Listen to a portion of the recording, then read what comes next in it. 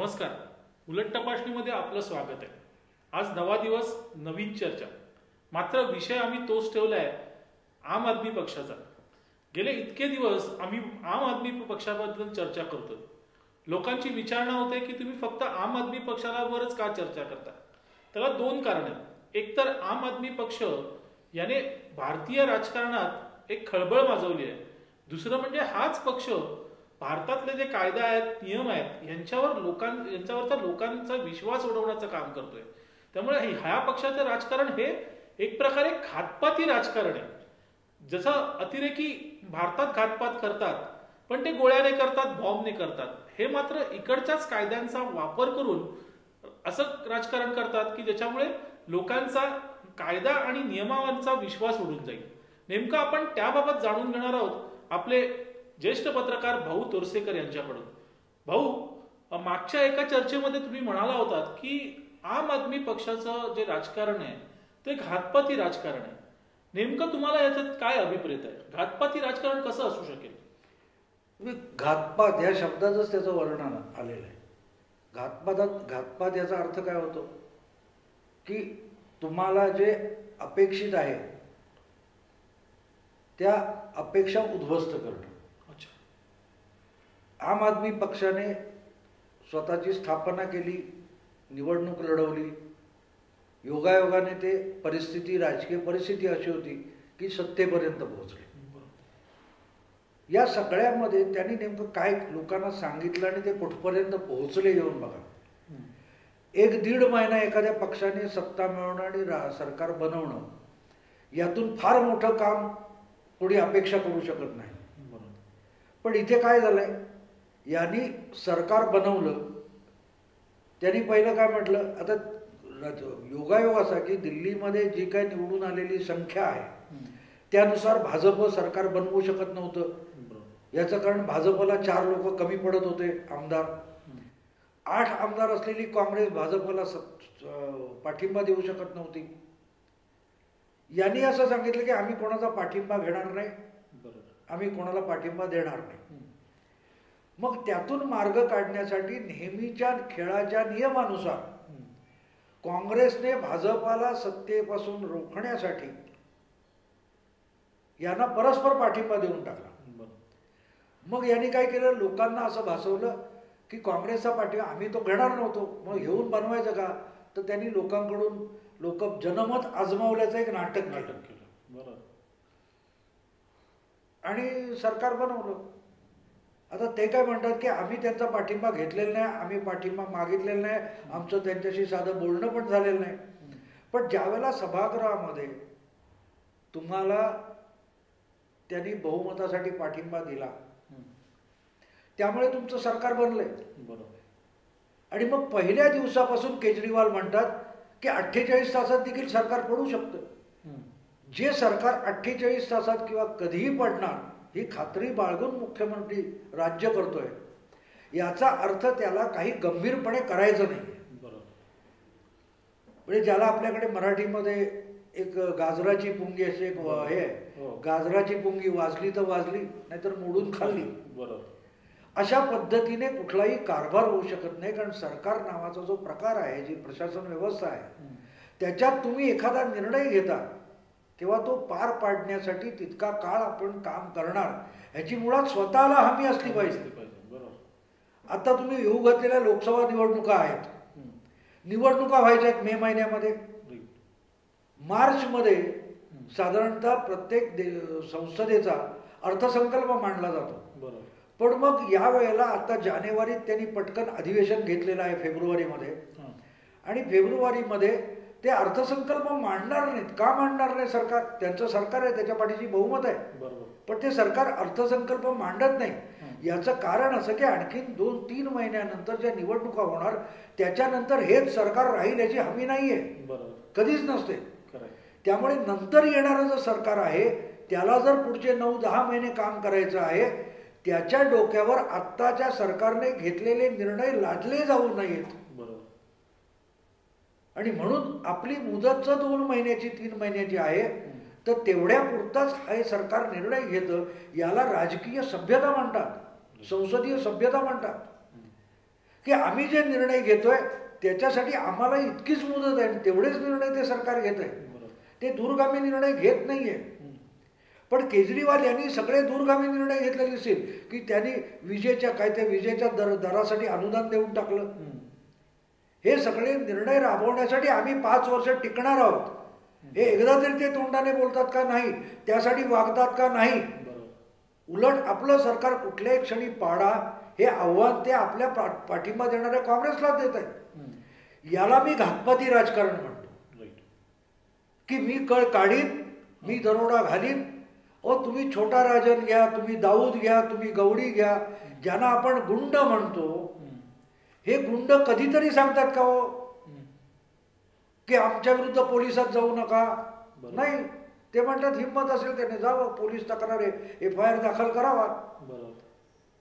पण त्यांच्या दहशतीला घाबरून समोरचा माणूस पीडित असतो, तो पोलिसांकडे जात नसतो. केजरीवाल यांची भाषा वेगळी आहे. अजमल कसाब असो किंवा आणखीन कोणतो अबू जुंदाल असो, हे जे कोणी घातपाती आहेत, हे असं म्हणतात का की आम्ही नियमानुसार वागतो? नाही, तुमचा नियम आहे, तुम्ही त्याच्यानुसार आम्हाला काय करायचं ते करा, आम्हाला पाहिजे ते आम्ही करू. बरोबर आहे. मग केजरीवालांची भाषा वेगळी आहे का सांगा मला? की जे निर्णय, जे कृत्य मी करतोय, जे धोरण ठरवतोय, त्याच्या अंमलबजावणीची माझ्यावर जबाबदारी नाही आहे. हा जो प्रकार आहे याला मी म्हणून घातपाती राजकारण म्हणतो. हे सगळं राजकारण हे घातपाती आहे. अगदी बरोबर की हे सगळं राजकारण घातपाती राजकारण आहे. आणि हेच राजकारण आज देशाला एका अराजकतेकडे नेऊन घातलेला आहे. त्याचा उल्लेख राष्ट्रपतींनी देखील स्वतःच्या 26 जानेवारीच्या पार्श्वभूमीवर त्यांनी जे पूर्वसंध्येला त्यांनी भाषण केलं होतं, त्याच्यात त्यांनी म्हटलं होतं की हे अराजकतेकडे चाललेलं आहे. ह्या घातपाती राजकारणाचा भारतीय राजकारणावर दूरगामी काय परिणाम होणार आहे ते आपण जाणून घेऊया एका विश्रांतीनंतर. तुम्ही पाहत राहा मुंबई 24.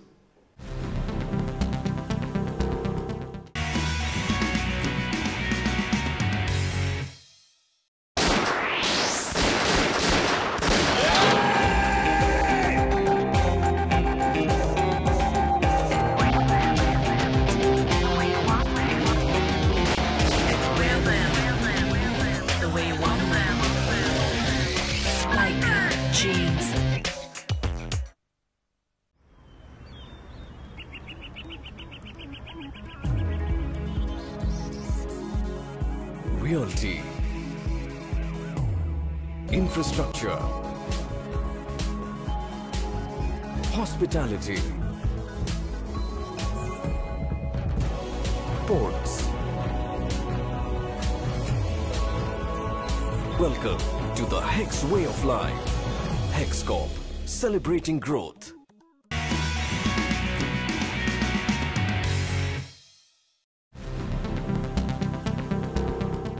नमस्कार. विश्रांतीनंतर पुन्हा आपलं स्वागत. आपण पाहत आहात उलट तपासणी आणि आम्ही चर्चा करतो भाऊ तोरसेकर यांच्याशी. घातपाती राजकारण हा आपला आजचा विषय आहे. ब्रेकवर जाण्यापूर्वी भाऊंनी केजरीवाल यांची तुलना थेट दाऊद आणि गवळींशी केली होती. महाराष्ट्राच्या आम आदमी पक्षाच्या प्रमुख अंजली दमानिया यांनी म्हटलं होतं की आमच्या पक्षात दाऊद असो गवळी असो त्यांचं स्वागत आहे.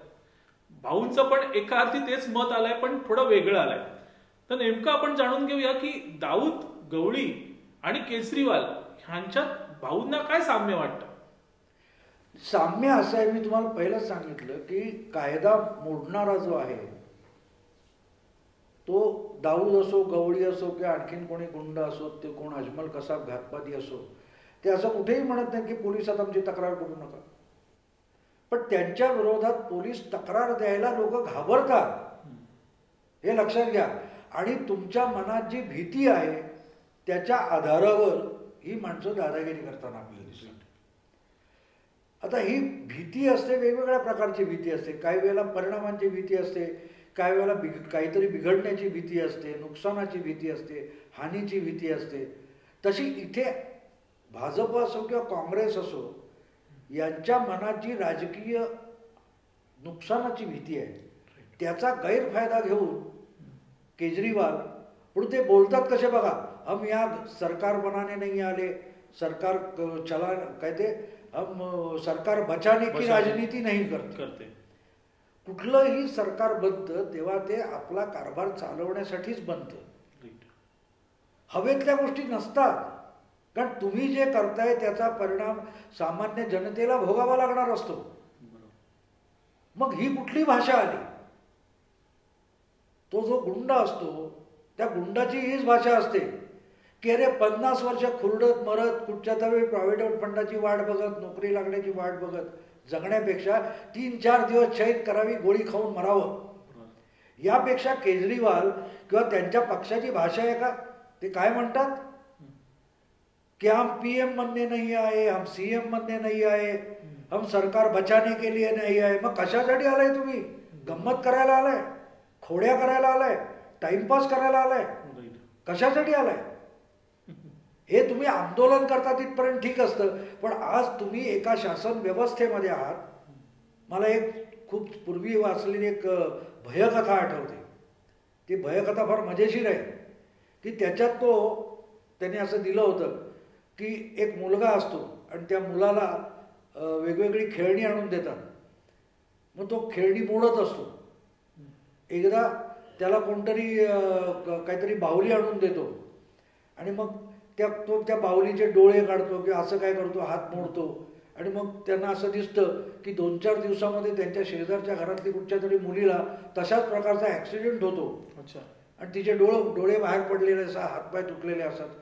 काही दिवसांनी कोणतरी एक त्याला कार आणून देतो खेळण्यात आणि मग तो अशा त्या गाड्या खेळताना कुठेतरी आपटतो आणि वरून कुठून तरी खुर्चीवरून ढकलून देतो. ती गाडी खाली पडते त्याची खेळण्यातली. मग 2-3 दिवसांनी ते बातम्या वाचतात तर कुठेतरी दरीत पडलेली गाडी असते आणि असा अपघात होतो. मग एकदा असा तो 2 रेल्वे गाड्यांचं काहीतरी खेळणं आणतात, त्याचा ॲक्सिडेंट होतो आणि मग तसाच ॲक्सिडेंट खरोखर घडतो. अशी ती भयकथा आहे, काल्पनिक कथा आहे. आणि ती कथा त्या लेखकाने अशी आणून संपवली की त्या कथाचा शेवट वाचून आपल्या मनात चरकाय तो माझा मुलगा आता मोठा झालेला आहे आणि माझ्या एका मित्राने त्याला वाढदिवसाला पृथ्वीचा गोळा आणून दिला. ते आपण ते वाचत्या त्या ओघात असतो, तो एकदम आपल्याला धक्का बसतो. ते सगळं काल्पनिक आहे. पण अशा मुलाच्या हातात पृथ्वीचा गोळा द्यावा का? केजरीवाल किंवा त्यांचा आम आदमी पक्ष यांनी जो काय पोरखेळ चालवलेला आहे, अशा लोकांच्या हाती कायद्याच्या संस्था तुम्ही देणं योग्य आहे का अशी शंका आज घ्यायची वेळ आलेली आहे. आणि त्याकडे गांभीर्याने न बघता ज्या पद्धतीच्या पोरकट चर्चा, तुम्ही पाठिंबा काढणार का, तुम्ही यांचे आमदार फोडणार का, यांचं सरकार पाडणार का, असल्या चर्चा ज्या राजकीय अभ्यासक करतात ह्या मला अतिशय पोरकट आणि थिल्लर वाटतात. ज्या प्रकारचं राजकारण केजरीवाल करतायत, एका बाजूला ते म्हणतात की मी कुठली घटनात्मकता मान्य करणार नाही. कोणी सांगितलं की घटनेनुसार असा सल्ला घेतला पाहिजे राष्ट्रपतींचा? राज्यपालावर ते आरोप करतात की हा काँग्रेसचा एजंट आहे. ही कुठली पद्धत झाली? एक तर तुम्ही त्या खेळात येऊ नका. पुढे हे होतं कसं की मी येऊन कुठेही गोळ्या झाडीन, मी कुठेही बॉम्बस्फोट करीन, पण मग तो जो कायद्याचा राखणदार अंमलदार पोलीस असतो, कमिशनर असतो, त्यांनी मात्र मला गोळ्या घातल्या तर मी मानवाधिकार मागेन. मी मानवाधिकार जुमानत नाही. मी ज्यांना गोळ्या घालतो, मी जिथे बॉम्ब लावतो आणि ज्या निरपराधांना मारतो, तेव्हा मला मानवाधिकाराची काही जबाबदारी नसते.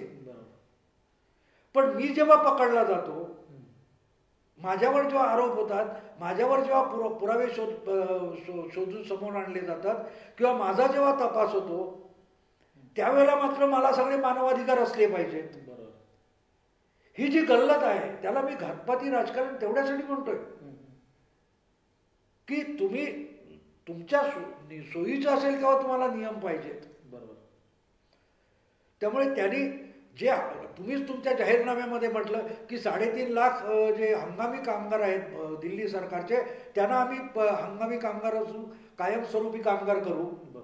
त्यांनी त्यासाठी धरणं धरलं म्हटल्यावर 4 दिवस झाले, 8 दिवस झाले केजरीवाल तिकडे फिरकले नाही, त्यांचा कोण मंत्री गेला नाही. आणि मग त्यांचेच एक मंत्री धमकी देतात की ताबडतोब कामावर गेला नाही तर सगळ्यांना सस्पेंड करून टाकू. पण तुम्ही जेव्हा मागणी कराल आणि धरणं धराल ते बरोबर असतं, तेव्हा तुमचा तो लोकशाही अधिकार असतो आणि दिल्लीतल्याच तुमच्याच सरकारच्याच कर्मचाऱ्यांनी आपला घटनात्मक किंवा जो अधिकार आहे, लोकशाही अधिकार आहे, त्याच्यासाठी आपले हक्क मागायला धरलं की मात्र तुम्ही सस्पेंड करणार. हा घातपात आहे. बरोबर.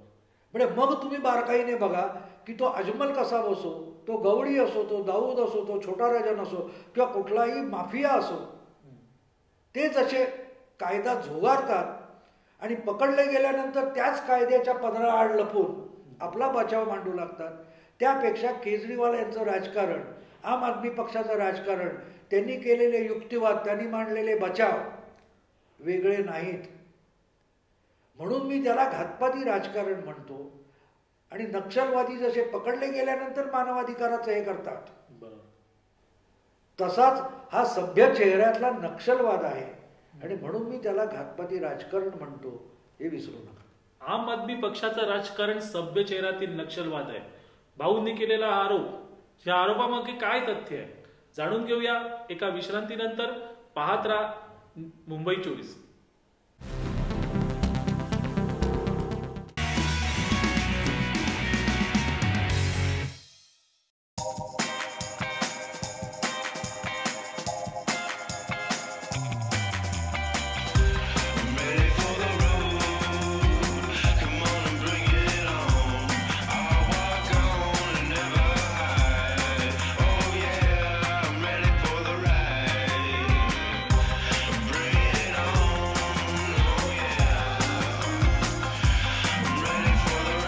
Spiker Deers for men and women.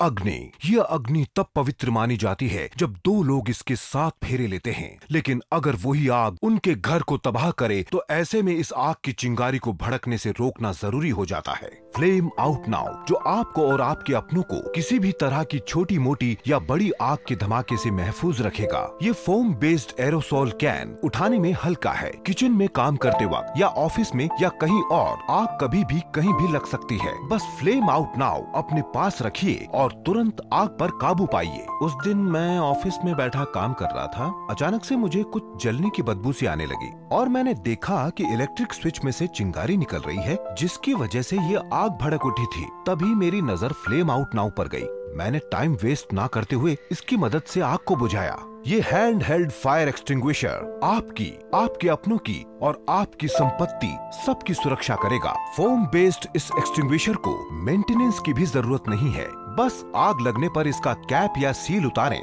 आग से थोड़ी दूर पर खड़े हो जाइए और इसको डायरेक्टली आग की लपटों पर छिड़क दें जब तक कि आग पूरी तरह से बुझ नहीं जाती. इसके बाद अपने नजदीकी लोकल इमरजेंसी नंबर पर कॉल करना ना भूलें. फ्लेम आउट नाउ पैक में आपको मिलते हैं 1+1 हैंड हेल्ड फायर एक्सटिंग्विशर, जिसकी कीमत है मात्र.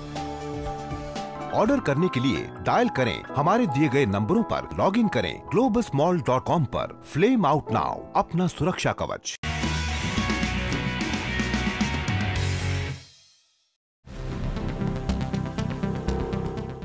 नमस्कार. विश्रांतीनंतर आपलं स्वागत आहे. आपण चर्चा करतो भाऊंची. ब्रेकवर जाण्यापूर्वी भाऊने एक आरोप केला होता की हा सभ्य चेहऱ्यातला नक्षलवाद आहे. आपचं राजकारण, आम आदमी पार्टीचं राजकारण हा सभ्य चेहऱ्यातील नक्षलवाद आहे. भाऊ, नक्षलवाद आहे म्हणता तुम्ही, ते बरोबर आहे. केजरीवाल यांचे नक्षलवाद्यांशी संबंध आहेत असाही आरोप झाला, पण त्याचे पुरावे आपण काय देणार? नाही, पुरावे तुम्ही काय गोष्टी, आता तुम्ही वेगवेगळ्या गोष्टीतले पुरावे जर बघायचे असेल तर तुम्ही कोण इंडियन मुजाहिदीन असेल किंवा लष्कर ए तोयबा असेल किंवा दाऊद राजन वगैरे टोळीवाले माफिया आहेत, यांच्यातला कोणी जेव्हा पकडला जातो किंवा त्यांच्यावर आरोप होतो, संशयित म्हणून पकडतात, तेव्हा पुरावा कुठला असतो? तर त्यांच्या कधी भेटी झाल्या आहेत का, त्यांनी एकमेकांना कधी मदत केली आहे का, याचे संदर्भ आणि पुरावे शोधले जातात. ते पुरावे समोर आणले जातात. आता ताजं प्रकरण जे आहे त्याच्यात तुम्ही बघाल तर ते मालेगाव आणि समझोता बॉम्बस्फोट प्रकरणात आरोपी असलेले असीमानंद आहेत. त्यांचा राष्ट्रीय स्वयंसेवक संघ RSSशी काय संबंध आहे?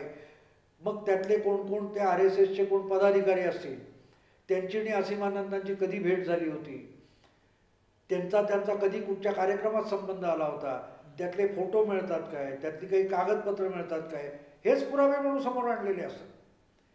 इथे तुम्हाला एक लक्षात येईल की छत्तीसगडमध्ये जो नक्षलवादाचा प्रभाव आहे आणि त्यातले जे अनेक गुन्हेगार आणि घातपाती पकडले गेले, त्यात एक नाव डॉक्टर विनायक सेन म्हणून आहे. या विनायक सेनना तुमच्या छत्तीसगडमधल्या एका कनिष्ठ न्यायालयाने दोषी ठरवून त्यांना शिक्षा दिली होती. आणि त्याच्यानंतर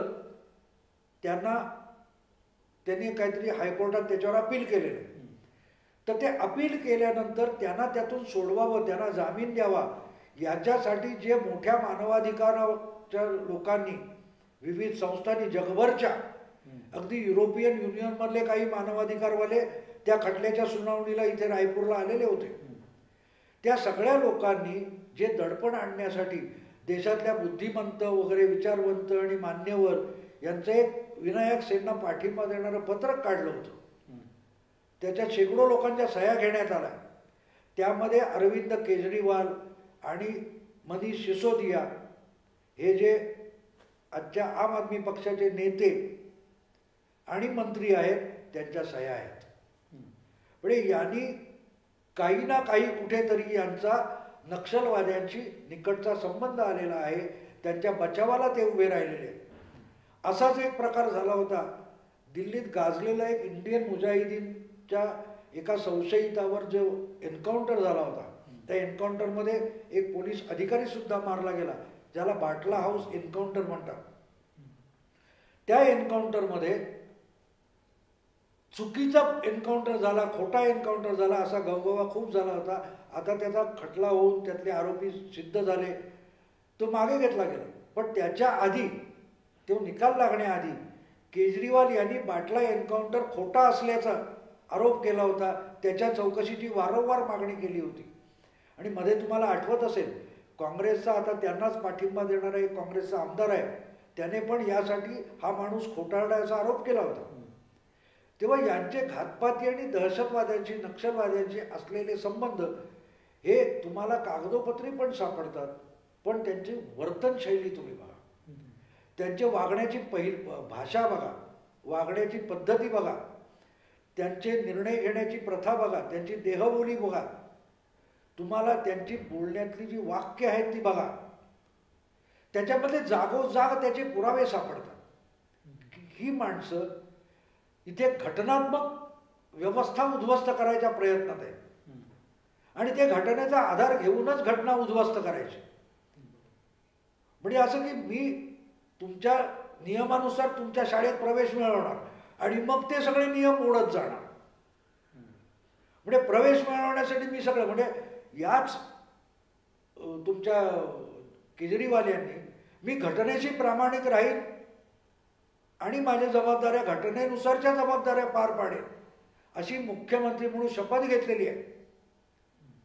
पण जेव्हा कारभार करायची वेळ आली तेव्हा ते घटनेच्या प्रत्येक नियमाला, घटनेच्या संकेताला पायदळी तुडवत चाललेले आहे. ते घटना झुगारतायत आपल्या कृतीतून, आपल्या कारभारातून, हे लक्षात घ्यावं लागेल. आणि म्हणून मी त्याला घातपाती म्हणतो, जो तुमच्या माझ्या बाजूला येऊन राहतो. आपल्याला वाटतं की ती साधा सरळ माणूस आहे, पण त्याच्या कारवाया जेव्हा आपल्या समोर येतात तेव्हा आपल्याला धक्का बसायला लागतो.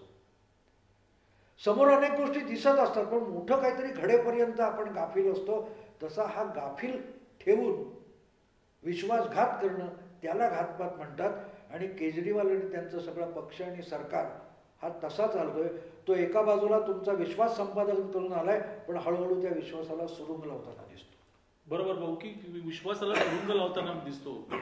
या सगळ्या राजकारणामध्ये आपल्याला एक गोष्ट अजून एक भाऊ दिसून येते की लोकांचा विश्वास ही लोक अगदी पटकन सहज संपादित करतात. जसं माफिया आहेत, त्या संबंधित विभागातील लोकांचा माफियांवर प्रचंड विश्वास असतो. तसंच हे केजरीवालचं आहे का भाऊ? काय वाटतं तुम्हाला? आहे, अगदी आहे. याचं कारण लक्षात ठेवा. कसं असं का, एखादी सुंदर मुलगी असते किंवा साधी सरळ मुलगी असते, वयात येणारी मुलगी असते, तिला आपण सुंदर आहोत असं वाटायला लागतं. वयात येणं म्हणजे काय, आपण फार परी आहोत असं वाटतं त्या मुलीला, प्रत्येक मुलीला, ती किती विद्रूप असो, काळी असो, बुटकी असो, ठेंगडी असो, स्थूल असो, त्या प्रत्येक वयात येणाऱ्या मुलीला आपण फारच सुंदर आहोत असं वाटत असतं. पण ती व्यवहारतः सुंदर असते असं नाही, पण तिला ते ऐकायला आवडत असतं. आणि म्हणून अशा वेळेला तिला असा सांगणारा कुठलाही तरुण पुरुष भेटतो, त्याचं म्हणणं खोटं असलं तरी तिला खरं वाटायला लागतं. तसं गांजलेला जो समाज असतो, आज वेगवेगळ्या समस्यांनी गांजलेला जो समाज आहे, लोकसंख्या मोठी अशी आहे की भ्रष्टाचाराने, अन्यायाने, अत्याचाराने, अडचणींनी गांजलेली आहे. त्या जनतेला सोपी उत्तरं देणारा हवा आहे. तुमचा प्रश्न मी चटकन सोडवतो, तुमचे पैसे मी डबल करतो, चौपट करतो, तिप्पट करतो, असं म्हणणाऱ्याकडे चांगली सुशिक्षित माणसं सुद्धा आयुष्यभर कष्टाने मिळवलेली कमाई ही गुंतवतात आणि फसतात. हे गेली 20-25 वर्षामध्ये आपण वारंवार होताना बघितलंय. तरीही पुढची माणसं फसतात. तसंच केजरीवाल यांनी दिलेल्या आश्वासनानंतर शेकडो माणसं परत परत फसतायत. फसणार ती का? त्यांना आवडणारं काहीतरी ऐकायचं आहे. त्यांचे प्रश्न सोपे करून सोडवतो म्हणणारा त्यांना हवा आहे. आणि केजरीवाल यांची सगळी भाषा बघितली तुम्ही तर ती भाषा तशी आहे की मी तुमचे प्रश्न सोपे करून सोडवून दाखवतो, ही त्यांची भाषा आहे. आणि याला विश्वास संपादन करणं म्हणतात. पण तुम्ही व्यवहारता बघितलं तर गेल्या 1.5 महिन्यामध्ये त्यांनी जे काय लोकांचे गाजलेले प्रश्न सोडवायचे म्हटले ते सोडवले नाहीत. तुम्ही बारकाईने म्हटलं तर काही वाहिन्या, चॅनेल्स आता दिल्लीतली सत्यस्थिती दाखवायला लागले. मध्यंतरी त्यांचा एक सोनी नावाचा मजूर मंत्री आहे, तो आपल्या विभागात गेला. तिथल्या बायकांनी त्याला घेरला की इथे पाणीच येत नाहीये, इथली गटारं साफ नाही आहेत. पण तो हात जोडून सगळ्यांची माफी मागत होता, नाही नाही लवकरच करू, लवकरच करू. दुसरा एक त्यांचा आमदार आहे, त्याला तर तिथल्या महिलांनी, त्याच्या मतदारसंघातल्या महिलांनी चांगला थपडा मारला आणि पळवून लावला. हे सगळं बघितलं तर आपल्या लक्षात येतं की ज्या आश्वासनांसाठी यांनी मतं घेतली आणि लोकांनी दिली, ती आश्वासनं बाजूला ठेवून लोकांना भलत्या दिशेकडे वळवून लोकांना आपल्या नाकर्तेपणापेक्षाही सरकारच्या, भारत सरकारच्या इतर भ्रष्टाचाराकडे वळवून त्याची दिशाभूल करून घटनेला आणि कायद्याच्या राज्याला घातपात करण्याच्या दृष्टीने त्यांची पावलं पडत आहेत. आणि म्हणून मी त्याला घातपाती राजकारण म्हणतो. कारण ते परत परत काय करतात, राजनीति खराब है इसलिए गरीबी हटती नहीं, राजनीति खराब है इसलिए भ्रष्टाचार हो रहा है, राजनीति खराब है इसलिए राशन कार्ड नहीं मिळता. म्हणजे प्रत्येक गोष्ट ते कुठे आणून ठेवतात की व्यवस्था बिघडलेली आहे, ही व्यवस्था मोडीत काढली पाहिजे. आणि मी व्यवस्था मोडीत काढायची म्हणजे काय, तर घटनात्मक व्यवस्था उद्ध्वस्त करायची. हळूहळू ते काय म्हणणार आहेत की बघा घटनाच अडचणीत येते, घटना तुमच्या न्यायाला कारणीभूत आहे, घटना अत्याचार घडवते, घटनेमुळेच सगळं बिघडलेलं आहे. आपल्याला ही घटना उद्ध्वस्त करावी लागेल, आपल्याला क्रांती करून ही घटना नाकारावी लागेल. हेच तुम्हाला इजिप्तमध्ये अलीकडच्या काळात होताना दिसलेलं आहे. त्याच्या काही वर्ष आधी ते नेपाळमध्ये घडलेलं आहे, हेच लिबियामध्ये झालं, हे सिरियामध्ये चाललंय, ज्याला गृहयुद्ध म्हणतात, यादवी म्हणतात. ती सगळी घटना आणि राज्य व्यवस्था उद्ध्वस्त करणारं असतं. आणि काहीसा तोच प्रकार हा सुप्तपणे त्यांनी चालू केलेला. याच प्रकारे लक्षात घ्या की तहरीर चौकामध्ये कैरोच्या याच प्रकारची आंदोलनं झाली होती.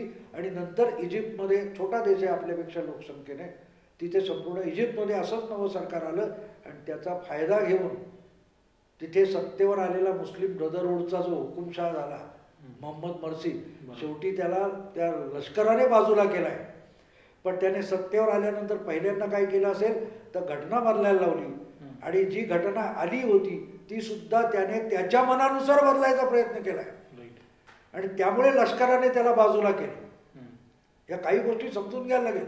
इतिहास घडत असतो, त्या इतिहासापासून आपण धडा घ्यायचा असतो.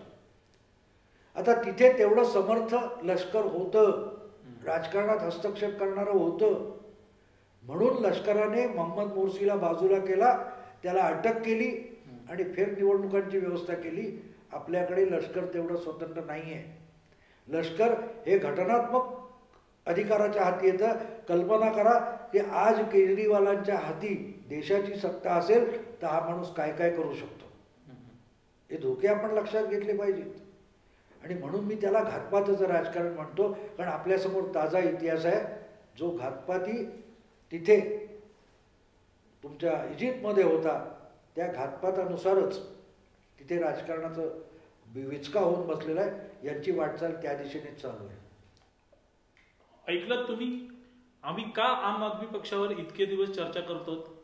कारण हा पक्ष, त्याला मिळालेली लोकप्रियता ही एका टोकापर्यंत जाते. उद्या त्यामुळे देशात हुकुमशाही राज्यपद्धती किंवा तत्सम काही वेगळी गोष्ट येऊ शकते. हे धोके जे उद्याचे आहेत ते आम्ही आज ओळखले, त्याच्याबद्दल तुम्हाला सजग केलं. हाच आमचा प्रयत्न असतो उलट तपासणीमधून.